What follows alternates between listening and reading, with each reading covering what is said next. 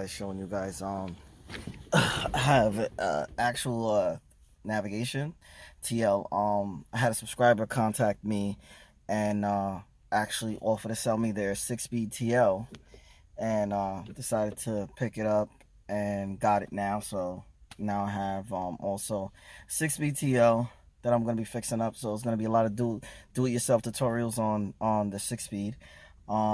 Basically, when I got it, the radio wasn't working, the navigation wasn't working, and the top display wasn't working. But I did some research and figured out how to fix the top display, and I'm here to just make a quick video for you guys, just showing you guys how to fix the top display, because it was never working. It never came on. Everything else always came on, but this didn't. But what I did notice is that with the fuse, the number 32 fuse that sits under here, that number 32 fuse, when that fuse is not in, the radio won't work and the top display won't work. So you have to have a number 30, the number 32, the ACC fuse, that which is down there. I'm going to show you guys in a second.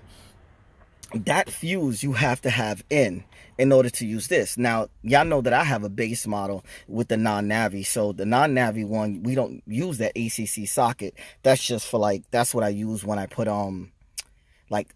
external fog lights on the bottom or something like that. That's what I wire it to. So with this one, it was actually different. So the number 32 fuse, the ACC socket, has to have a 7.5 volt fuse in it in order for the top screen and the bottom screen and the radio to work fully the way that it should. So basically what I'm going to do is just do a startup. I'm going to show you guys exactly what it looks like and show you guys that the screen is working up top and everything, and the radio's working. I installed another radio because, as if you guys saw my Instagram last week or a couple days ago, whatever, you saw that the whole dashboard was taken apart. All this was taken out. The whole center console, the shifter, everything was out. So I had to take out everything in here in order to redo the whole setup. And while I was in here, I actually upgraded the lights in the navigation screen to all blue and white lights all throughout here,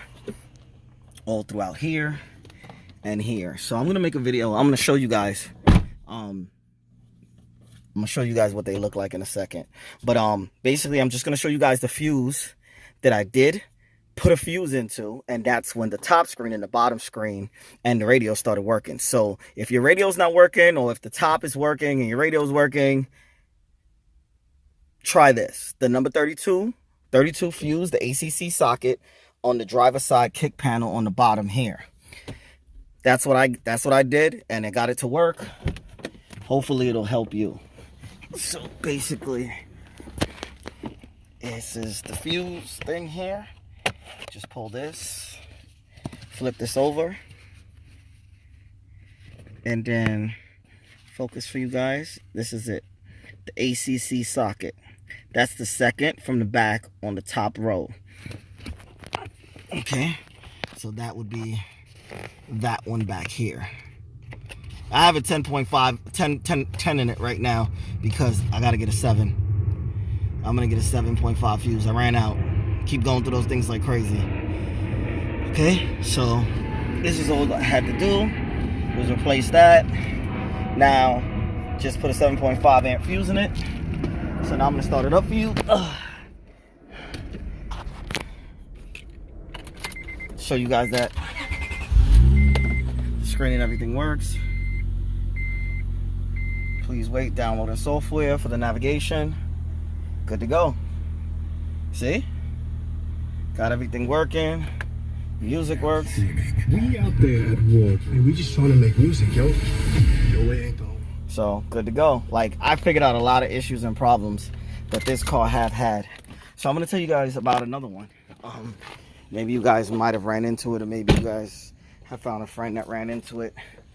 So I'm gonna kind of explain it for you guys to show you guys exactly, and I'm gonna put some links on the bottom for the things that I'm talking about in the video. So basically, I had an issue with where the app sensor wasn't connecting to the throttle body, and what would happen is, after driving for a little bit, the gas would cut out, and then you'd have to turn the car off and then start it back.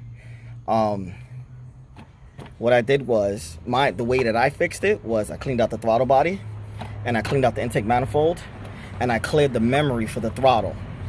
Okay? So when you have an issue with the throttle body and the app sensor connecting, it's called the A-B correlation, them working together in sync. So what happens is that this one loses a connection from this one, and you have to sync them together. Now, in order to sync them together, it was having a connection problem because the throttle body was really dirty inside. So what I did was I cleaned out the throttle, which I'm going to put a video at the bottom showing you guys how to clean the throttle body. I'm going to link also a video showing you guys how to clean the intake manifold, because the intake manifold was filthy also. And after I did that, and then I also cleared the memory for the throttle, but I used my scanner, my Tl scanner, and I cleared the memory for the throttle, and ever since that, it's been good to go. The customer said that they've been taking it to a shop or whatever, and they couldn't figure out what it was, but I figured out what it was and what to do, and the car has been problem free. It's been good to go. Problem fixed. Scanned the codes, none of them came back. Throw it around a little, good to go. I just wanted to make this video for you guys. Let me know what y'all think. 6-speed with 0708 rims. Let me know what y'all think, and don't forget to like, share, subscribe. Peace.